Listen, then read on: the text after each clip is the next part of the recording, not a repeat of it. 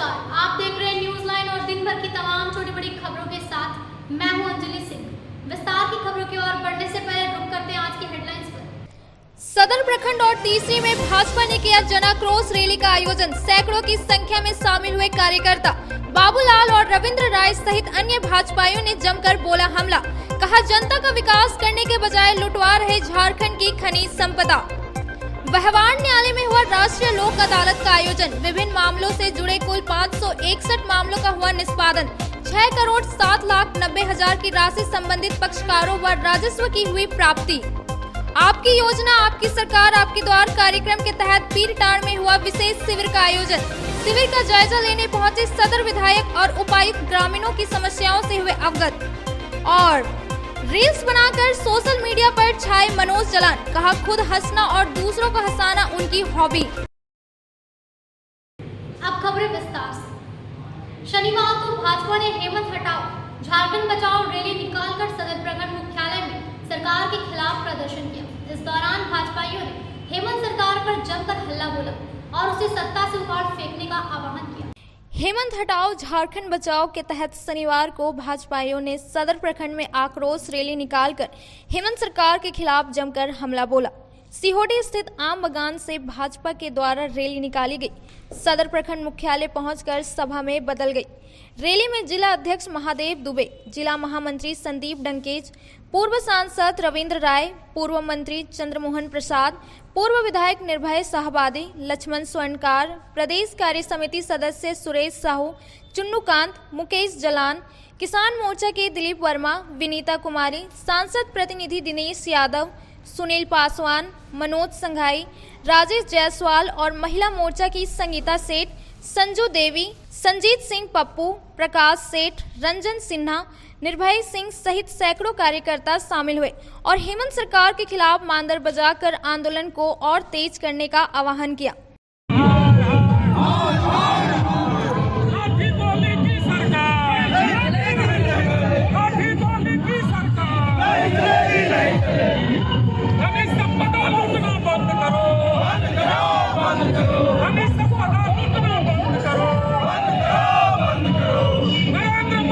सभा को संबोधित करते हुए पूर्व सांसद रविंद्र राय ने राज्य के सत्तारूढ़ दल जेएमएम और कांग्रेस को झारखंड के लिए जहां महामारी बताते हुए इस सरकार को उखाड़ फेंकने की बात कही। वहीं पूर्व मंत्री चंद्रमोहन प्रसाद, पूर्व विधायक निर्भय साहबादी, पूर्व विधायक लक्ष्मण स्वर्णकार, प्रदेश कार्य समिति सदस्य चुन्नूकांत, सुरेश साहू, संदीप डंकेज सहित अन्य भाजपाइयों ने सभा को संबोधित करते हुए हेमंत सरकार पर जमकर बरसे। कहा कि राज्य सरकार को लूटने की छूट नहीं दी जा सकती है। भाजपा अब ईडी, आयकर विभाग और सीबीआई को हर तरह का सहयोग देगी कि वो खुलकर हेमंत सरकार के खिलाफ कड़ी कार्रवाई करे और जमीन के साथ खनिज लूटने वाली इस सरकार को सत्ता से उखाड़ फेंके।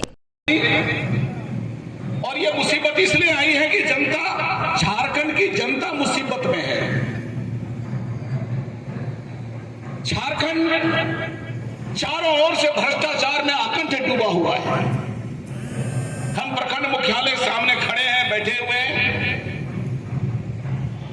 भ्रष्टाचार की शुरुआत यहां से होती है। क्या थाना, क्या प्रखंड कार्यालय, चाहे वो सीओ का कार्यालय हो, बीडीओ का कार्यालय हो, बीडीओ के कार्यालय में, प्रखंड कार्यालय में पैसा तो सब भारत सरकार का आता है। सभी मुखिया को पैसा नरेंद्र भाई मोदी के द्वारा, भारत सरकार के द्वारा भेजा जाता है। आज जो मुखिया भाई लोग चेक काटते हैं, ये अधिकार राज्य सरकार ने नहीं दिया, ये राज्य अधिकार भारत सरकार ने दिया। और भारत सरकार से पंचायत के माध्यम से विकास के लिए जो राशि आ रहा है, पैसा आ रहा है, उसका बंदरबाट, उसका लूट ये झारखंड सरकार अपने प्रदेश के प्रखंड कार्यालयों से करा रहा है।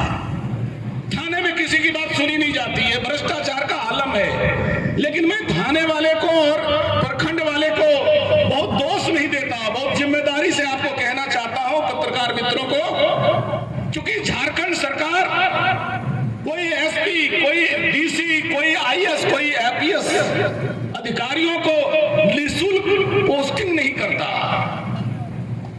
सौदेबाजी के बाद में आईएएस अफसर को और आईपीएस अफसरों की पोस्टिंग होती है।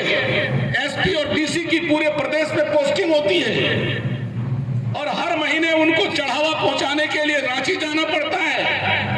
अब डीसी और एसपी अपने घरों से तो पैसा पहुंचाएंगे नहीं, तो थाने के माध्यम से जनता को रिश्वत लेकर के पैसा इकट्ठा किया जाता है। ब्लॉक के माध्यम से, कर्मचारी के माध्यम से, सीआई के माध्यम से, बड़ा बाबू के माध्यम से जनता के पॉकेट से पैसा निकालकर जमा करके और अपने आका झारखंड सरकार के मुखिया हेमंत सोरेन को पैसा पहुंचाने का काम करते हैं। इसलिए भ्रष्टाचार पूरे झारखंड में व्याप्त है। आज झारखंड को बचाना होगा। कानून व्यवस्था इस प्रदेश में जिस हालात में पहुंचा है, अपने आप को आदिवासी मुख्यमंत्री का रट लगाने वाला हेमंत सोरेन, जिसकी राजनीतिक बुनियाद दुमका से शुरू होती है। 3 आदिवासी बेटियों को जिंदा पेट्रोल छिड़ककर घर में घुसकर आग लगाकर जला दिया गया, लेकिन हेमंत सोरेन को, उसकी सरकार के किसी मंत्री को थोड़ी भी शर्म नहीं आई कि वो अपने पद से इस्तीफा देकर के और जनता के अदालत में आए। झारखंड पूरी तरह अराजकता में फंसा हुआ है। भ्रष्टाचारी सीधा काम करके बोल रहा है। झारखंड सरकार बंधु तिर्की जैसे भ्रष्ट सजावार लोगों के कब्जे में चला गया है। ऐसी हालत में जिस पार्टी ने राजनीतिक संस्कृति को कोई मर्यादा जाना नहीं, आज वो सरकार में बैठा है और एक अपवित्र गठबंधन कांग्रेस और आरजेडी के साथ किया है। ऐसी स्थिति में फिर से झारखंड अपराधियों और गुंडेगर्दियों के हाथ में जा रहा है। ब्लॉक से लेकर थाना से लेकर के प्रदेश तक भ्रष्टाचार व्याप्त हो गया है। भाजपा एक सजग विपक्षी के नाते झारखंड की जनता को सावधान करने के लिए कार्यक्रम चला रही है और हम ये महसूस कर रहे हैं कि जनता के साथ धोखा देने वाली, जनता को गलत नियम बना करके फरेब करने वाली वर्तमान झारखंड सरकार को निकट भविष्य में जाना चाहिए और यहाँ की जनता को नया सरकार चुनने का मौका मिलना चाहिए। और इसलिए यह आंदोलन अब लगातार चलेगा जब तक ये सरकार पूरी तरह से कानून की गिरफ्त में आ जाए।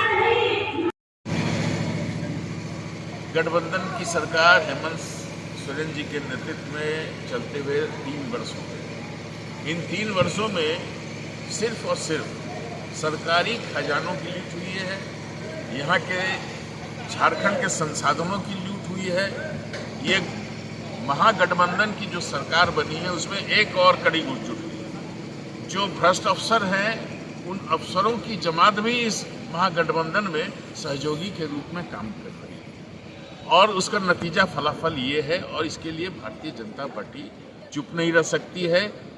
5 साल का कार्यकाल जनता ने दिया है तो जनता के हित के लिए दिया था, लेकिन इस तरह के वातावरण को करने से जो राज्य को लूटते हुए भारतीय जनता पार्टी नहीं देख सकती। इसलिए सभी जगह पे धरना प्रदर्शन हो रहे हैं, जनाक्रोश रैली हो रही है।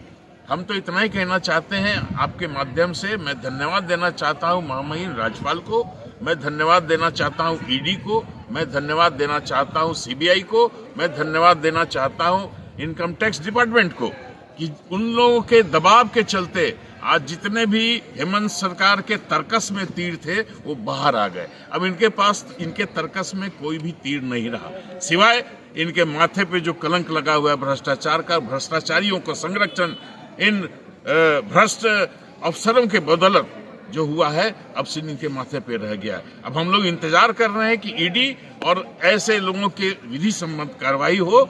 और आप देख लेंगे, आपने देखा होगा कि जब जब इनके ऊपर में जांच हो रही है, शिबू सोरेन माननीय शिबू सोरेन के ऊपर में जांच हुई थी, तो उन्होंने जांच के समय में जो जेल गए थे उस समय सरकार थी केंद्र में कांग्रेस की सरकार, और जब उनको जेल जाने की बात आई तो उन्होंने घोषणा किया ऑटोनॉमस काउंसिल का।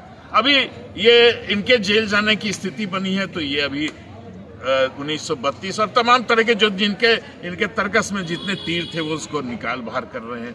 तो आज जनता समझ रही है, जनता समझदार है और जनता इन बातों को गौर से देख रही है कि आपकी मनसा क्या है।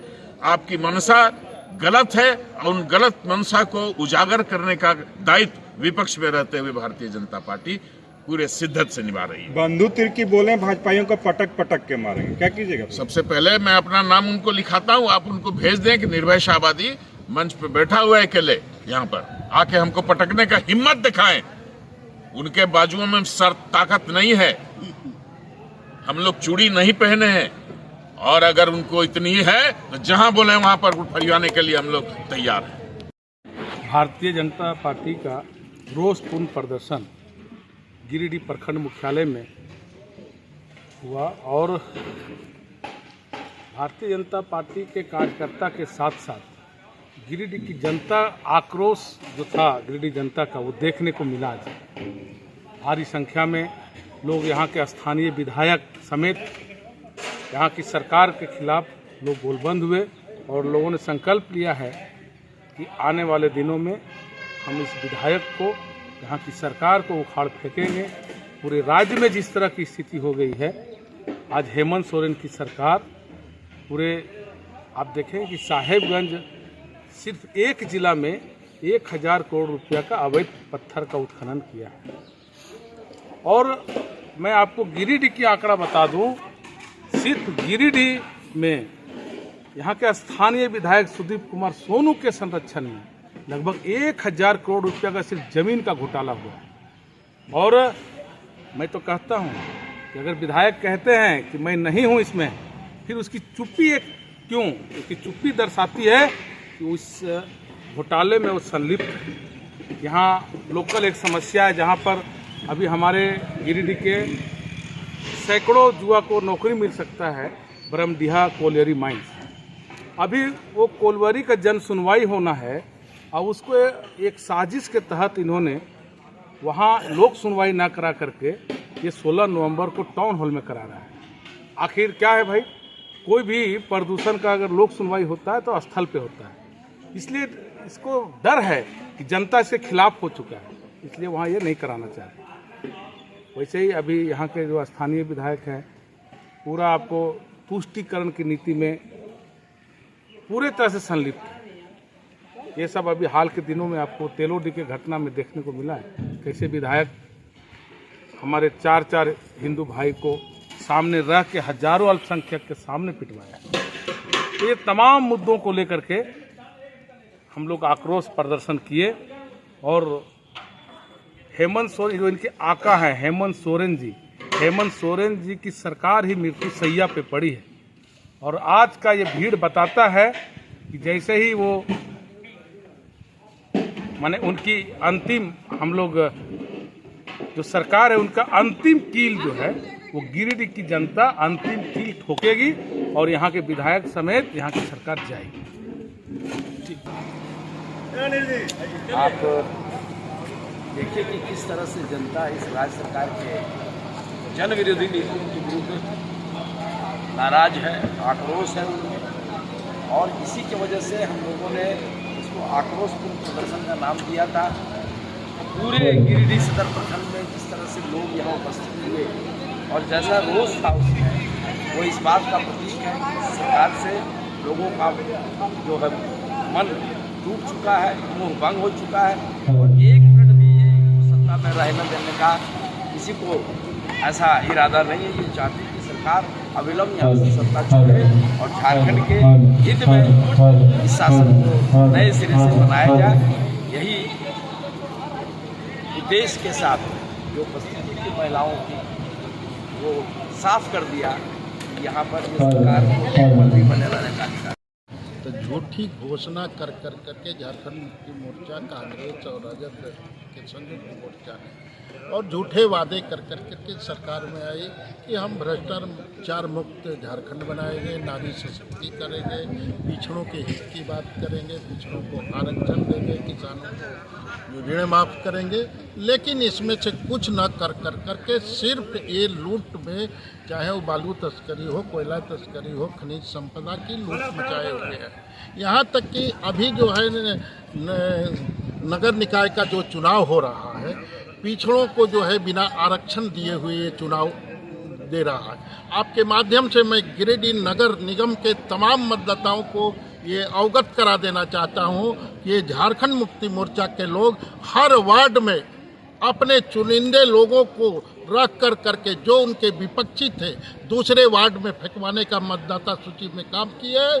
जो आज हम वार्ड नंबर 6 के निवासी हैं, वहाँ 300 मतदाताओं को वार्ड नंबर 5 में भेजा गया है। इसके लिए हम लोग उपायुक्त महोदय और वीडियो को दिए हैं। वीडियो को सचेष्ट कर देना चाहते हैं कि आप सजग होकर के इन मतदाताओं को जहाँ पर उचित स्थान था वहाँ पर देने का आप प्रयास करें। इसी आक्रोश में भारतीय जनता पार्टी के द्वारा पूरे प्रदेश में जो है जन आक्रोश प्रदर्शन हो रहे हैं। और आपको अगर थोड़ा भी लज्जा होगा तो इतने बड़े प्रदर्शन को देखते हुए आप नैतिकता के बल पर आपको इस्तीफा देना चाहिए। जिले के तीसरी गांधी मैदान में शनिवार को जन आक्रोश रैली का आयोजन किया गया, जिसमें झारखंड के प्रथम मुख्यमंत्री सधनवार विधायक बाबूलाल मरांडी शामिल हुए और हेमंत सरकार पर जमकर बरसे।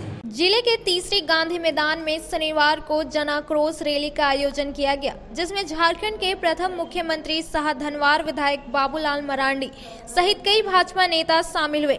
वहीं रैली में सैकड़ों की संख्या में कार्यकर्ता शामिल हुए। आदरणीय बाबूलाल मरांडी जी प्रदेश कार्य समिति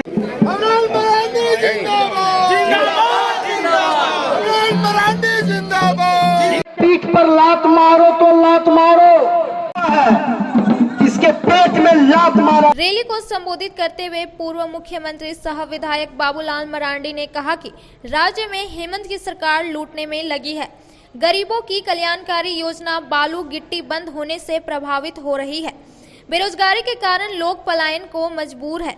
कहा कि हेमंत सरकार के 3 साल पूरे हो गए, लेकिन राज्य की जनता के लिए कोई विकास कार्य का खाका तैयार नहीं किया, जबकि झारखंड की खनिज संपदा को दूसरे राज्य के माफियों के द्वारा लुटवाया जा रहा है।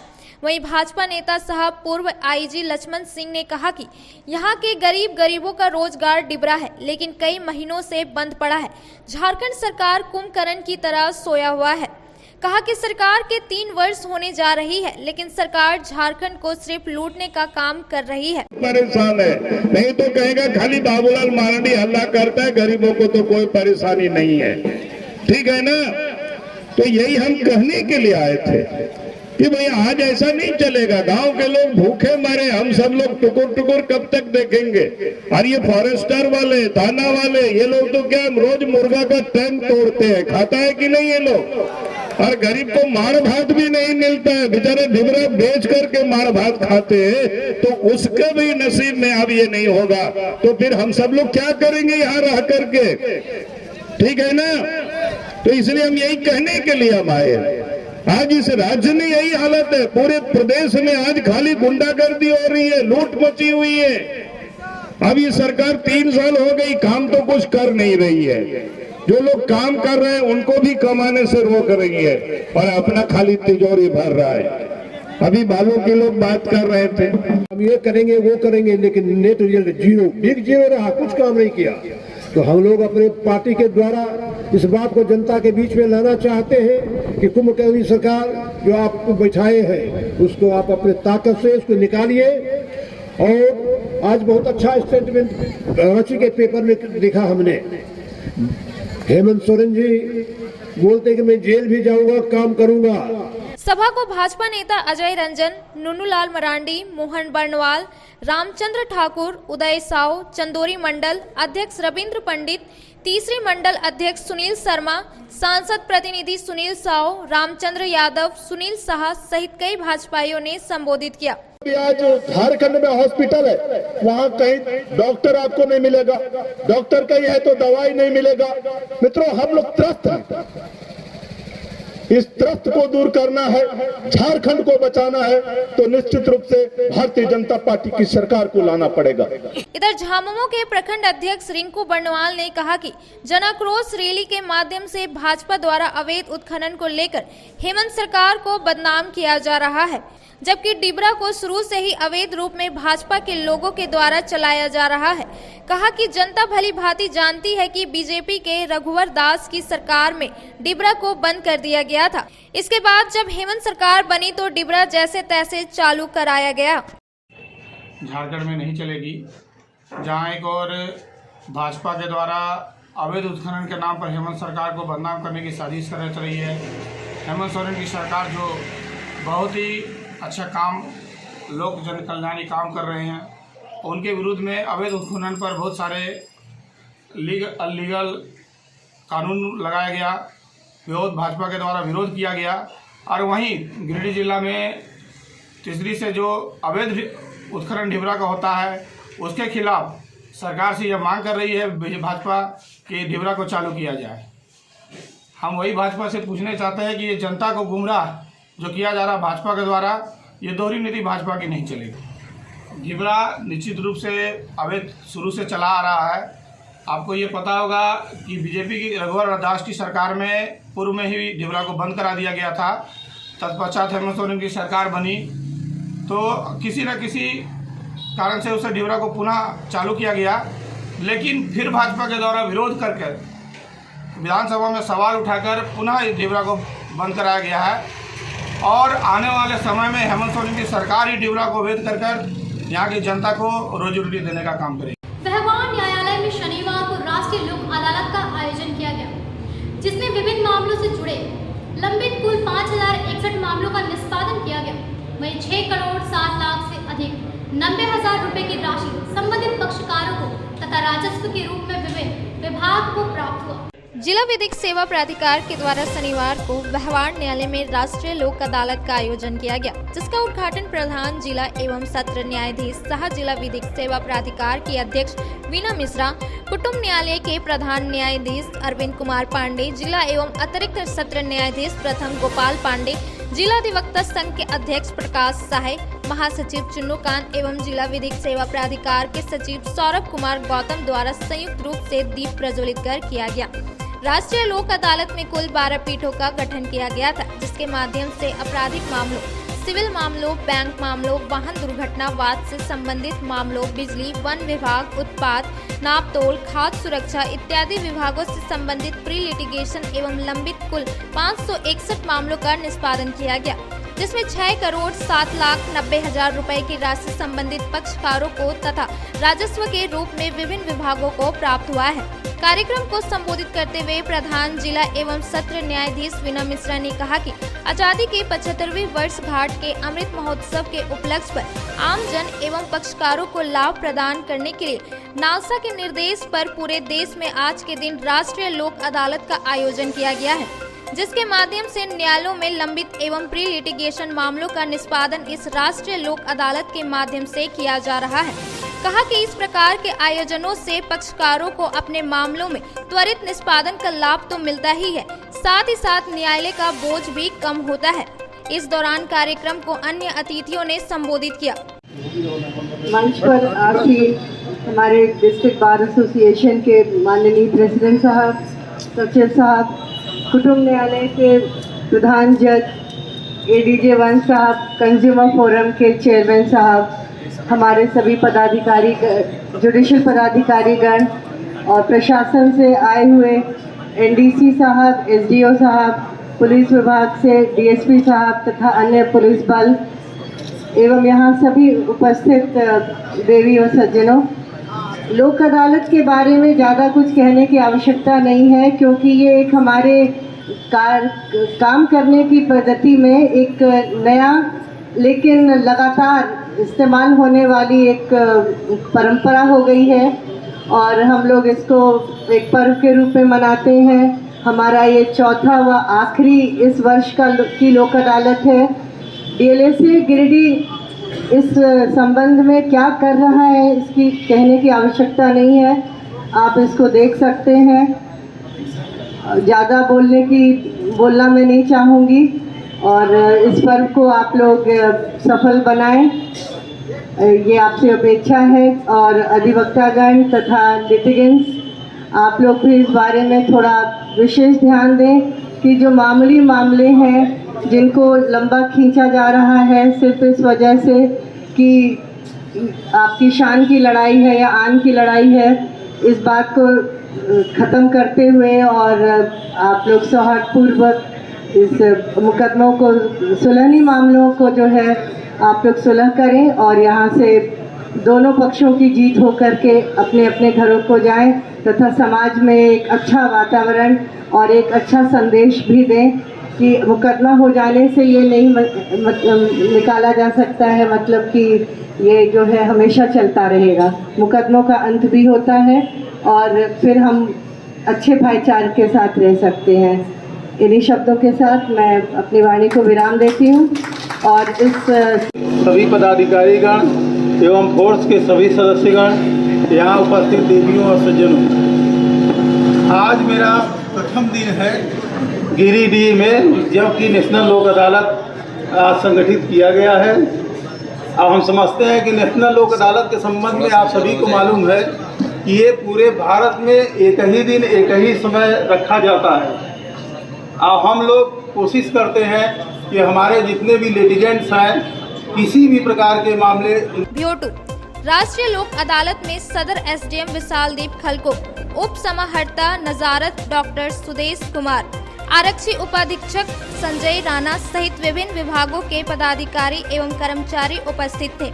वहीं शिविर को सफल बनाने में सभी न्यायिक पदाधिकारियों, सभी विभागों के पदाधिकारियों, पैनल अधिवक्ताओं एवं पैरा लीगल वॉलंटियर्स का सराहनीय योगदान रहा। शनिवार को आपकी योजना आपकी सरकार आपके द्वार कार्यक्रम के तहत विशेष शिविर का आयोजन किया गया, जिसमें सदर विधायक सुदेव्य कुमार सोनू, उपायुक्त नमन प्रेस लकड़ा सहित कई अधिकारी शामिल हुए। आपकी योजना आपकी सरकार आपके द्वार कार्यक्रम के तहत शनिवार को जिले के कई पंचायतों में शिविर का आयोजन किया गया। इसी क्रम में पीरटांड़ प्रखंड के बांध पंचायत में आयोजित आपकी योजना आपकी सरकार आपके द्वार कार्यक्रम के तहत विशेष शिविर का आयोजन किया गया, जिसमें उपायुक्त नमन प्रेस लकड़ा, सदर विधायक सुदेव्य कुमार सोनू सहित कई अधिकारी पहुंचे और शिविर का जायजा लिया। इस दौरान उन्होंने ग्रामीणों को सरकारी योजनाओं का लाभ उठाने को लेकर प्रेरित किया।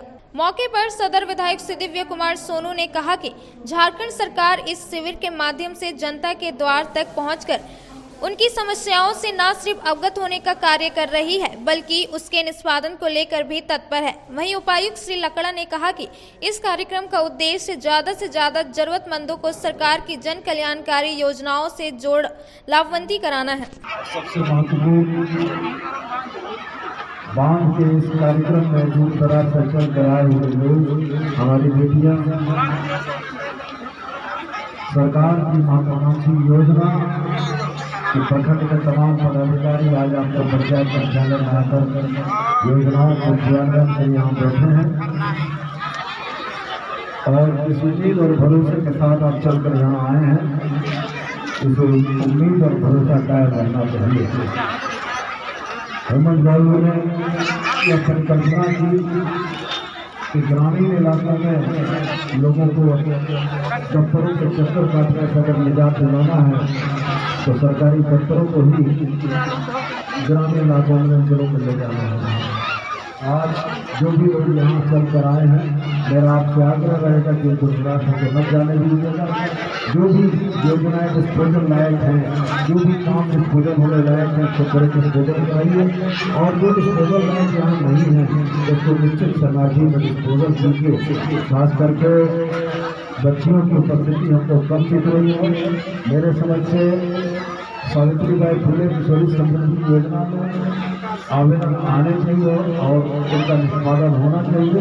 हम लोग स्टॉल चलते हुए देखेंगे और साथ में पुनः दोहराना मैं एक बात कहना चाहूँगा कि शिविर में जो लोग भी आते हैं उनके आवेदन का जरूर उनको पावती दीजिए, जिससे कि वो इस बात को जान सके, समझ सके कि जो आवेदन उन्होंने दिया था वो आवेदन कहाँ दिया है। तो मेरा यही आप तमाम लोगों से आग्रह होगा, जो भी सरकारी कर्मचारी पदाधिकारी यहाँ पर मौजूद हैं, कि जनता को उनका आवेदन स्वीकार करते हुए उनको पावती दीजिए, जिससे तब वो अपनी योजना, उनकी समस्या, अपना आवेदन कहाँ तक पहुँचा है इसकी वो जानकारी ले सकें।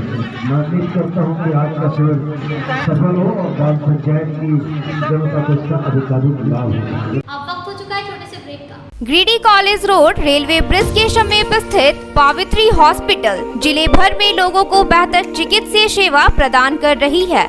यहाँ गिरिडीह के जाने माने प्रसिद्ध व अनुभवी हड्डी व नस रोग के विशेषज्ञ डॉक्टर रितेश सिन्हा की निगरानी में हड्डी फ्रैक्चर, नस रोग आदि का बेहतर इलाज किया जाता है। तो हमारा पता याद रखें, Pavitri hospital, college road, railway bridge के समीप, सीहोडी, गिरिडीह।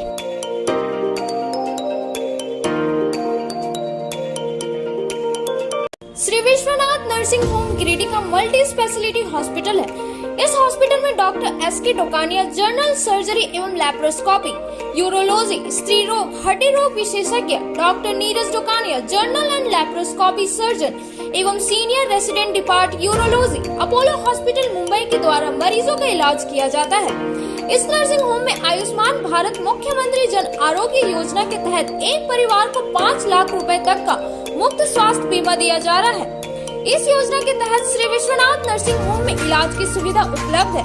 इस नर्सिंग होम में आईसीयू की सुविधा भी उपलब्ध है। यहाँ मलेरिया, टाइफाइड, प्रसव, हाइड्रोसिल, हर्निया, अपेंडिक्स, बवासीर, गोल्ड ब्लैडर, स्टोन, पेट का कैंसर, किडनी का पथरी, बच्चेदानी का ऑपरेशन यानी कि सभी तरह का इलाज और ऑपरेशन किया जाता है।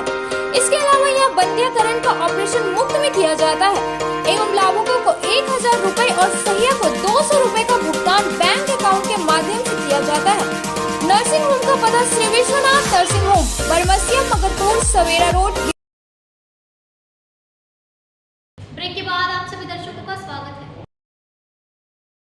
मारवाड़ी युवा मंच प्रेरणा शाखा के द्वारा शनिवार को जरूरतमंद व्यक्ति को व्हील चेयर दिया गया। व्हील चेयर प्रेरणा शाखा की पूर्व अध्यक्ष कविता रजगड़िया के द्वारा उपलब्ध कराया गया।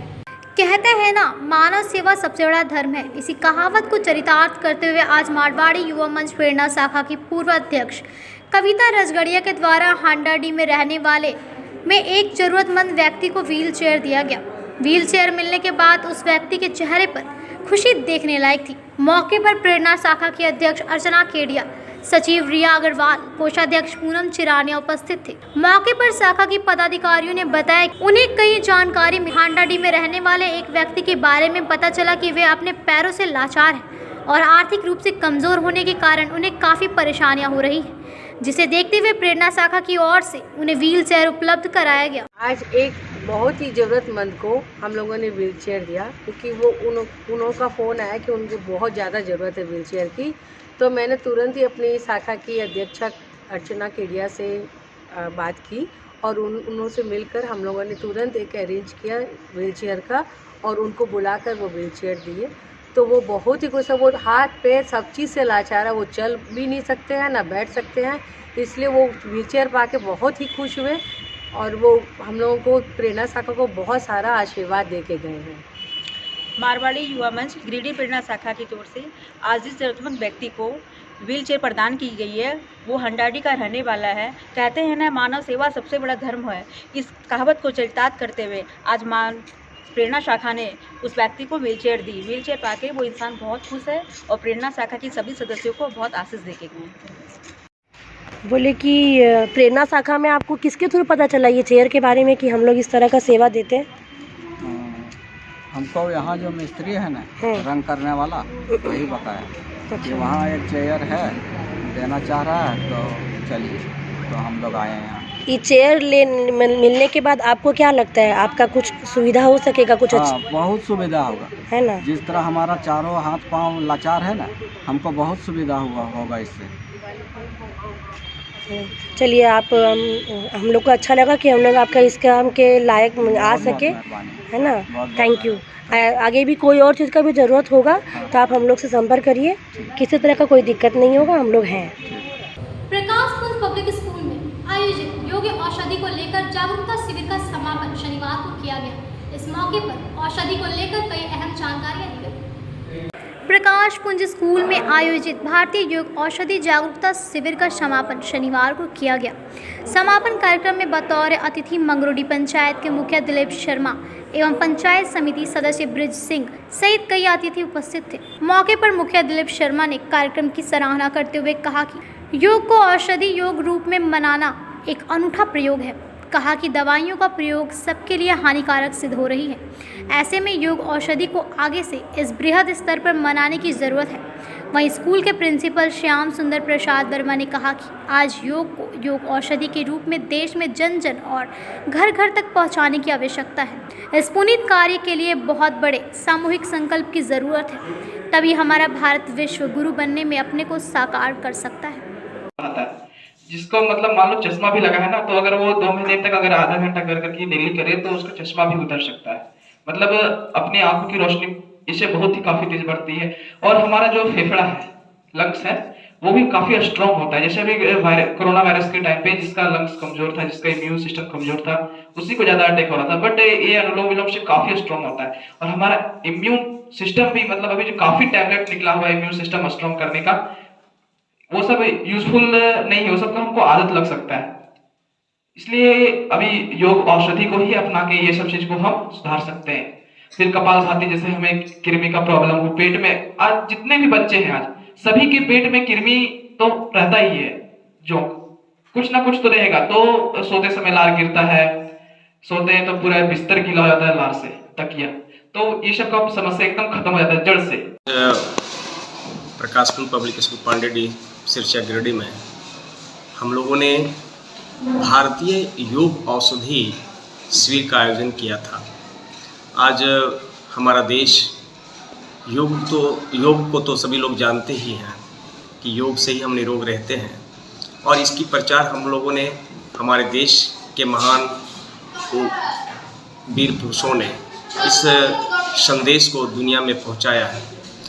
और अब हम लोग चाहते हैं कि ये योग जो है यह हमारा एक औषधि के रूप में अब विश्व में प्रचार हो, और हमें फिर से अपने देश को, भारत को, हमें एक विश्व गुरु का स्थान दिलाना है।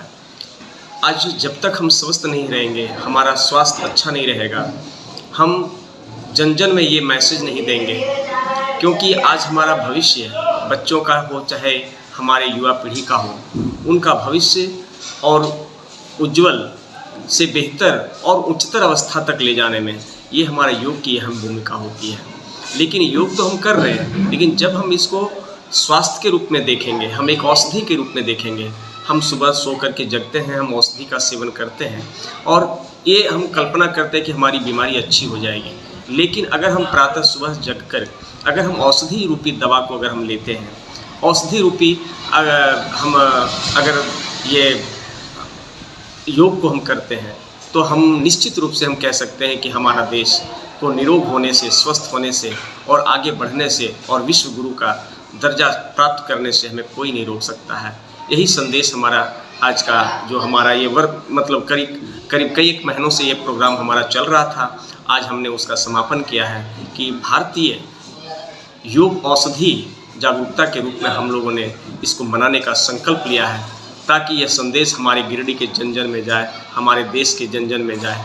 यही मेरी संकल्प है, यही मेरी सपना है और यही मेरा आज पहला भारतीय योग औषधि जागरूकता शिविर का संकल्प है और उद्देश्य भी है। जय हिंद, जय भारत। आज पांडेडी स्थित प्रकाश कुंज स्कूल में औषधि योग शिविर का आयोजन किया गया है। योग तो करना बहुत ज़रूरी है, इससे शरीर तन मन स्वस्थ रहता है, ये अच्छी बात है। बराबर ये स्कूल में कार्यक्रम होता है। इनका संचालक जो प्रिंसिपल है श्याम सुंदर वर्मा जी, वो अपना योग शिविर कराए हैं। तो प्रकाश कुंज में जो औषधि शिविर लगा हुआ है वो बहुत महत्वपूर्ण चीज़ है, और औषधि योग शिविर जो है स्वास्थ्य के लिए बहुत फायदेमंद चीज़ है और बहुत ज़रूरी भी है करना।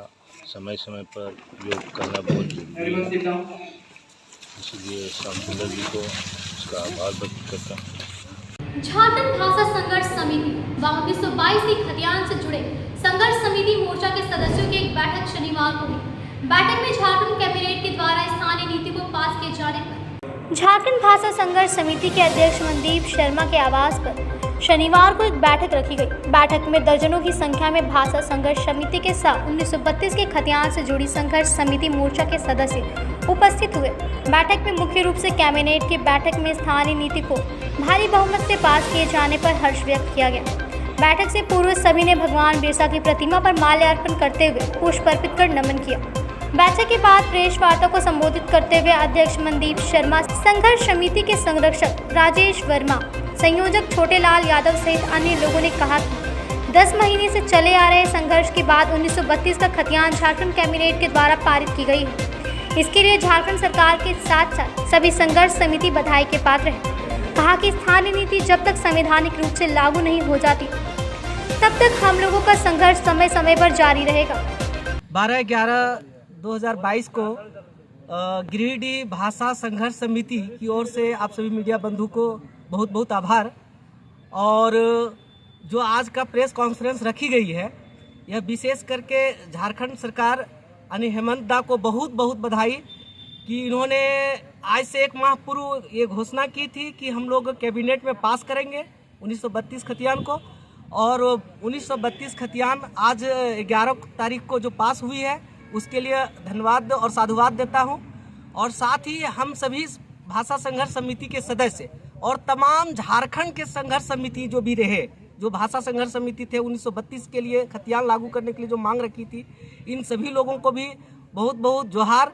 और विशेष रूप से जो संघर्ष समिति के मांग के आधार पर कैबिनेट में पास की गई जो 1932 का खतियान, अब हम लोग की इच्छा है कि यह जो है कैबिनेट के द्वारा केंद्र सरकार को भेजी जा रही है, केंद्र भी इसे पारित करे।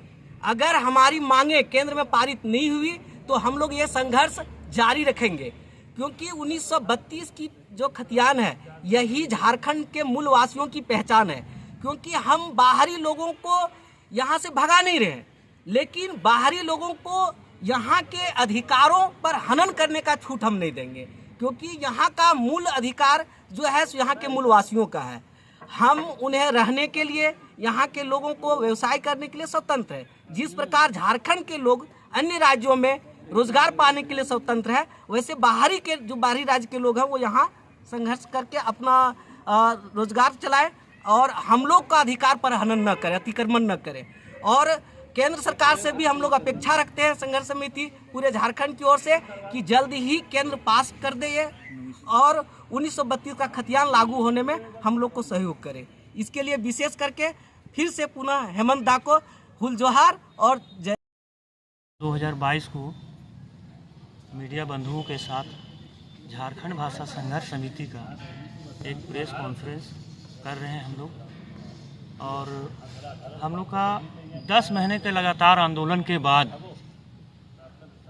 हम लोग का जो मांग था सरकार से 1932 खतियान हमारा अधिकार, कल विधानसभा में पारित हुआ। इसके लिए तहे दिल से हम झारखंड सरकार को धन्यवाद देते हैं। और लगातार 10 महीनों से जो आंदोलनकारी, जो छोटे छोटे बच्चे, महिलाएं, भाई बहन, हमारे जो मानव श्रृंखला में विकलांग लोग जो आँख से भी जिनको दिखाई नहीं दे रहा है, वो नगाड़ा बजा के हम लोग का समर्थन कर रहे थे, हम लोग के साथ कंधा से कंधा मिला के चल रहे थे। 10 महीनों का जो हम लोग का आंदोलन रहा और सार्थक हुआ। झारखंड सरकार और आंदोलनकारियों को तहे दिल से धन्यवाद देते हैं, झारखंडी जोहार करते हैं। और आगे भी इसी तरह अगर किसी भी तरह का कोई बात हुआ तो हम लोग आंदोलनकारी चुप बैठने वाले नहीं हैं। हम लोग बिरसा मुंडा के वंशज हैं। बिरसा मुंडा वो हमारे आदर्श हैं। उनके बताए रास्तों पे हम लोग चल के झारखंड को, विकास को और भी आगे गति देंगे। आगामी 15 नवंबर 2022 को हम लोग का झारखंड का स्थापना दिवस है। उस दिन हम लोग आम बागान में झारखंड भाषा संघर्ष समिति के जितने भी सदस्य हैं, कार्यकर्ता हैं, वो हम लोग 11 बजे जुटेंगे और एक जुलूस के रूप में हम लोग यहाँ से निकलेंगे। भगवान बिरसा को उस दिन माल्यार्पण करेंगे और उनके आदर्शों को पूरे झारखंड के कोना कोना तक पहुँचाएंगे और उनके आदर्शों पर चल के झारखंड को अग्रिम राज्य बनाएंगे। इससे स्थानीय को क्या लाभ मिलेगा? स्थानीय को देखिए, स्थानीय को ये लाभ मिला, कल तक हमारा पहचान नहीं था, कल तक मेरा पहचान नहीं था। स्थानीय को यह लाभ ये हुआ, 1932 खतियान लागू होने से नियोजन नीति आ जाने से 3rd ग्रेड और 4th ग्रेड की जो नौकरियां हैं वो हम लोग झारखंड वासियों को ही मिलेगा। और झारखंड सरकार के से हम और भी मांग करते हैं, जितने भी प्राइवेट नौकरी हैं, प्राइवेट सेक्टर का, उसमें भी हम लोग झारखंडी को जो है 3य और 4th श्रेणी में हम लोग का नौकरी का रिजर्वेशन। 12/11/2022 झारखंड भाषा समिति के अध्यक्ष हमारे मंजीत भाई जी उसी के प्रांगण में एक कॉन्फ्रेंस रखा गया है।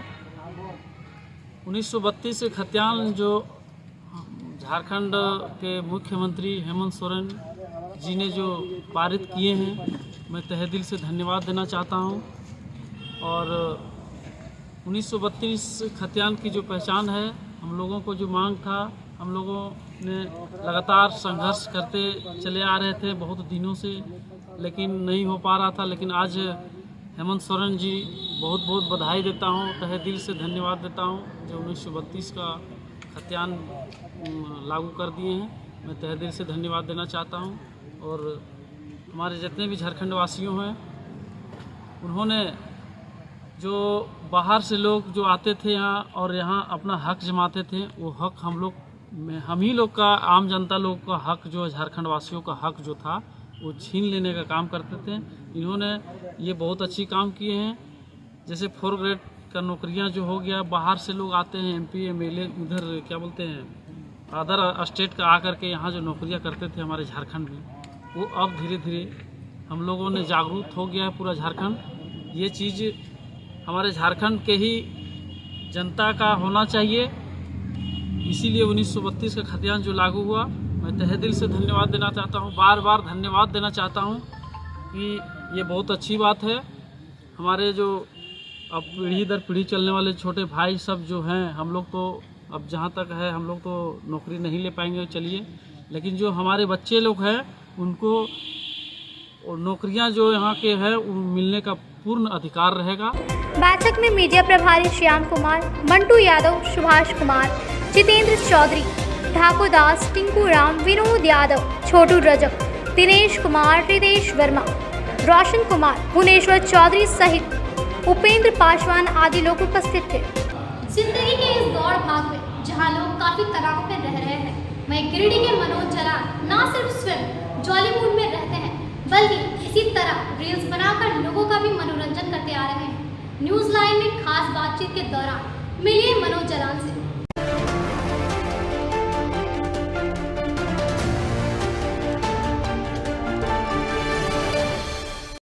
जाएंगे अब गाड़ी के नीचे, वो आने वाली है तो जाने तमन्ना मेरी, मैं खा के कसम तेरी। हाय गर्मी। आज हमारे साथ मनोज जी हैं, जो कि फेसबुक, इंस्टाग्राम, जोश वगैरह में काफ़ी फेमस है, इनके रील्स आते हैं। मनोज जी, आपका न्यूजीलैंड में आपका वेलकम है। धन्यवाद संजय जी। मनोज जी, आपने रील्स बनाना शुरू किया, ये कितना पहले किया आपने? लगभग 3 साल पहले। आपकी उम्र अभी क्या है? लगभग 51 साल। 51 साल। तो आपके बच्चे क्या करते हैं अभी? मेरे 2 बेटे हैं जी।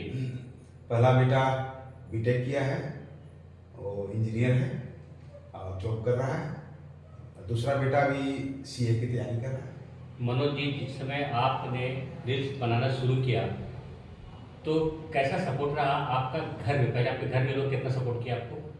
देखिए, बच्चों को तो जाहिर है बिल्कुल पसंद नहीं था कि हम रील्स बनाएं, लेकिन जब वो लोग प्रिपेयर्ड हो गए कि भाई पापा को रील्स बनाना अच्छा लगता है, तो अब उनका कोई ऑब्जेक्शन नहीं है। स्टार्टिंग में आपने कितने साल शुरू किया था रील्स बनाना? सबसे पहले मैंने रील्स बनाया था, मेरे भतीजे हैं तरनजीत सिंह खालसा, और बहुत फेमस रहा। जी बिल्कुल, और उनके साथ मेरा एक रील्स हाय गर्मी काफी पॉपुलर हुआ। हम लोग बाजार में खुली सड़क पर दोनों पानी से नहाते हुए वो गर्मी को देखते हुए दर्शाया था, पब्लिक ने काफी सराहा उसे। मनोज जी, ये कम हिम्मत की बात नहीं है, इस शहर के आप पॉपुलर हैं, और वैसे में इस तरह का काम करना, एक तरह से लोग इसको पचा पाए। कितने लोगों ने आपको अच्छा कहा, कितने लोगों ने बुरा कहा? देखिए, मैं जिस दिन से रील्स बना रहा हूँ, मैंने आलोचना की और ध्यान ही नहीं दिया। मुझे मेरे चाहने वाले लोगों ने अक्सर फोन करके कहा कि आपके रील्स अच्छे लगते हैं। आज के युग में आप जान रहे हैं लोग कितने स्ट्रेस में रह रहे हैं, तो व्यापार में स्ट्रेस, सर्विस में स्ट्रेस, तो वो जब रात में या दिन में इत्मीनान फ्री होते हैं, तो मेरे रील्स उठा के देखना शुरू करते हैं और मुझे फ़ोन करते हैं कि यार तुम्हारा रील्स देख के जो है मन खुश हो गया। तो हमारे लिए यही उपलब्धि है। आप तो मनोज जी, मैं जान रहा हूँ आपको अच्छे से, आप काफ़ी जिंदा-दिल इंसान हैं, लेकिन आइडिया कब आया ये? आइडिया अचानक से जब मैंने तरनजीत के साथ रील्स बनाया, लोगों ने उसे सराहा, तब लगा कि इस क्षेत्र में अपने थोड़ा एंजॉय कर सकते हैं, एंटरटेन कर सकते हैं। आपके हज़ारों फॉलोअर्स हैं, तो अभी सबसे ज़्यादा पॉपुलर कौन सा रील्स अभी हाल के दिनों में हुआ? मैंने एक फिल्म शोले के ऊपर बनाया था गब्बर सिंह का, और काफ़ी पॉपुलर हुआ। मैं दर्शकों को दिखाऊंगा भी अभी। बिल्कुल बिल्कुल। आप जो नए कमर हैं वो इस लाइन में जा रहे हैं, या जो जाना चाहते हैं, या जो शर्माते हैं, कुछ मैसेज दें आप। देखिए, रील्स बनाना बहुत ही अच्छी बात है, आप बनाएं, लेकिन एक पर्दे तक। रील्स में भी आज के समय में आप देखेंगे लोग फूहड़ डांस कर रहे हैं, बेहुदा रील्स बना रहे हैं, उससे बचें। आपकी एक बाजार में छवि है, उस छवि पे रील्स बनाएं, आपको लोग पसंद करें ऐसी रील्स बनाएं, तो उन लोग को इस क्षेत्र में आना चाहिए, कोई दिक्कत नहीं।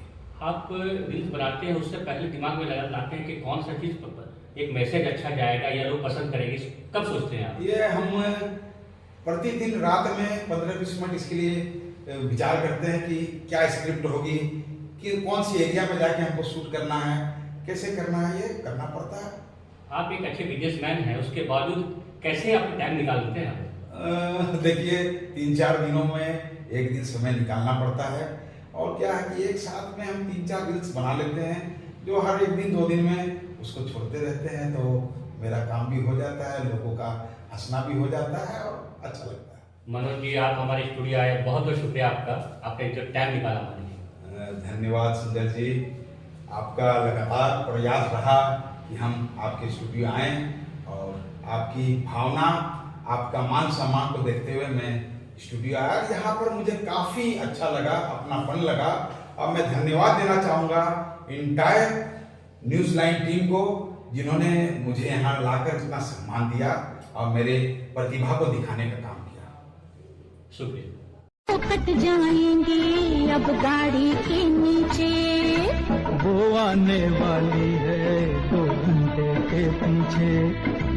ऐसा है तो हाथ लगाकर हमको उठाना, लेटे रहिए, मौसम है सुहाना, आखिरी सलाम लेते जाना, गाते हो जाने जाना, आखिरी सलाम। कितने आदमी थे?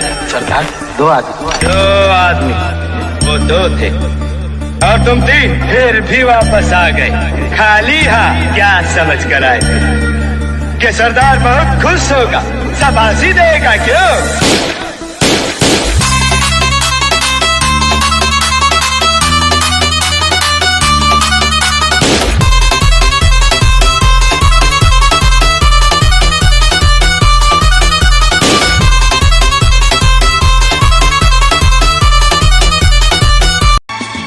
दीवाना मैं चला उसे ढूंढने बड़े प्यार से, दीवाना मैं चला। जान तमन्ना मेरी, मैं खा के कसम तेरी, ये करता हूँ इतरा, मर भी गया तो मैं तुझे करता रहूँगा प्यार। हाय गर्मी